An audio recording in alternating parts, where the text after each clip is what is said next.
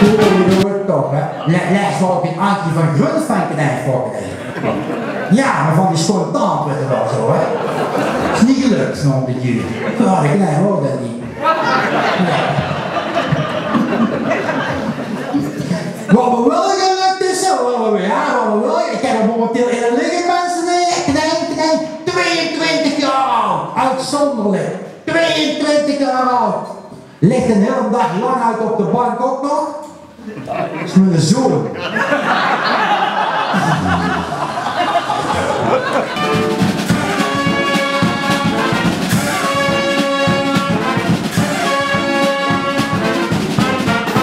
Maar gelukkig ging toen de hemel voor me open in de supermarkt. Nos de Mona-toetjes, daar zag ik nog te staan, hè. Onze Jos. Ik zeg nog hallo Jumbo. Niet te geloven, dat was een schone vent. Ik kon er beter mee te bed liggen dan 40 kost, hè. En hij lag goed met vrouwvolk, hij had 3 randen jong. Onze vaderkant, hij zei tegen hem, houd het in uw kop om mijn dochter ten huwelijk te vragen. Hadden we eerst van mij moeten vragen. Oh sorry, zei onze Jas, ik wist niet dat u ook van me hield. Toen zei hij tegen onze pa, heb jij jouw trouwpak nog? Ik niet, jongen, zei hij, want in je tijd huurden wij dat allemaal, hè. En uw trouwschoenen dan, zei hij, heb die nog? Nee, zei onze vader, die heb ik keurig versleten. Alleen de doos, zei hij, de doos, die heb ik nog.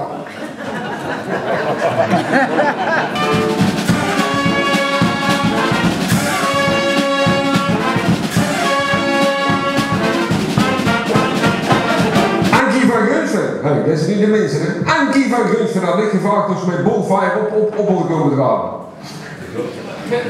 Vind ik zo mooi berg, Bonfire, mooi berg. Oh.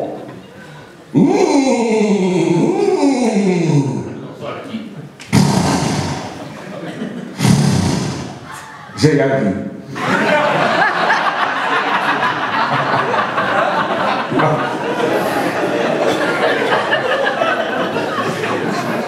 Ik zeg eigenlijk nou hetzelfde kunstgebied als ingedaan als Wijkberg. En deze is er wel toevallig dezelfde tandarts.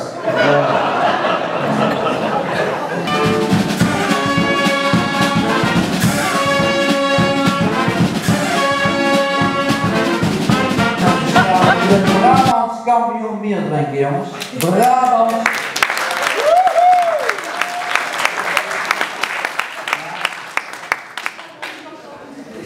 Voor wat werd is.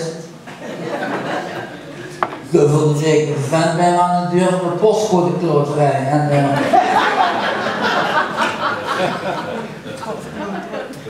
Het is het, meneer Boemel, u hebt 1,2 miljoen euro gewonnen. Ik zeg, komt er weg, komt er weg. En ze dat is een hoop geld zit hier, wat gaat u met al dat geld doen? 1,2 miljoen. Ik zeg, nou.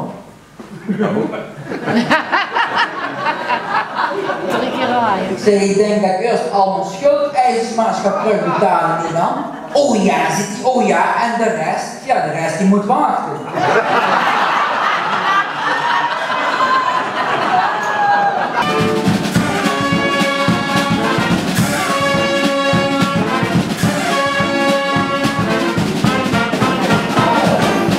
En die denken naar onze oma, onze oma. Ons oma, oh, die is oud, onze oma, oh. Ken onze oma? Hij was verteld, onze oma, dat die oud is, hè? Die is onze oma is 94, hè? Hij was verteld, onze oma is 95. Die jongens, die is oud. Laatst kreeg ze een dreigbrief van de dealer.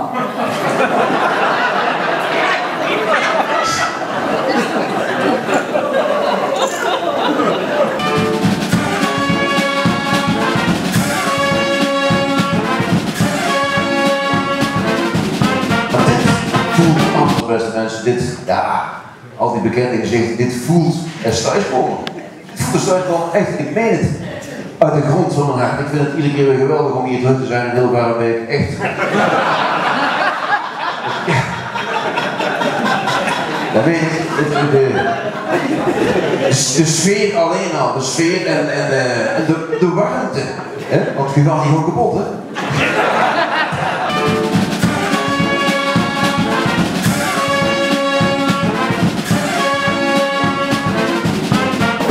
Ik ga je vanavond een paar fijne kneepjes van het toonpratersvak uitleggen. En dat ga ik doen aan de hand van het cursusboek Toonpraten doe je zo. Dat heb ik zelf geschreven in het boek. Het cursusboek heb ik zelf, ik schrijf van alles zelf. Maar dit cursusboek dus, Toonpraten doe je zo. Hier staat een stukje geschiedenis in. Een stukje geschiedenis over bijvoorbeeld de allereerste toonprater ooit. Weet jullie wie dat was, de allereerste toonprater ooit? Jan Heijgen. Alles is opgebracht, Jan Heijgen.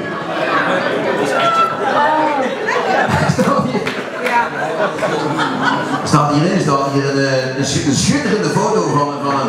Staat hierin, uit die tijd, van de tijd van Jan Heijgen, staat hier een ton met een... ja, met een hoepeltje erop.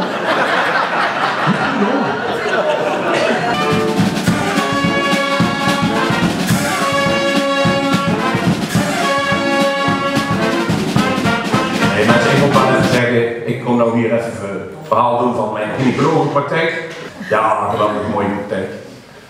Gynaecologenpraktijk. De eerste dag dat we geopend waren, hadden we een krutselruzie met de buurt.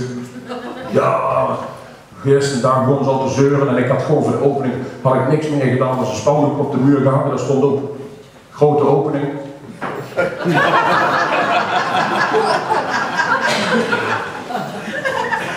Nee, gynaecologenpraktijk. Doe dat niet alleen. Voor de mensen die zich al afvragen, Krik, doe jij dat alleen? Nee. Nee, André Rieu die werken mee, onder andere. Ja. De meeste mensen, André Rieu, ja, die doet de uitsprekers. Hele dure Stradivarius. En dokter Parkinson, die werkt ook bij mij. Gewoon inwendig onderzoek. Nou, wat die allemaal klaarmaakt op een dag, jongens, dat wil ik het niet weten.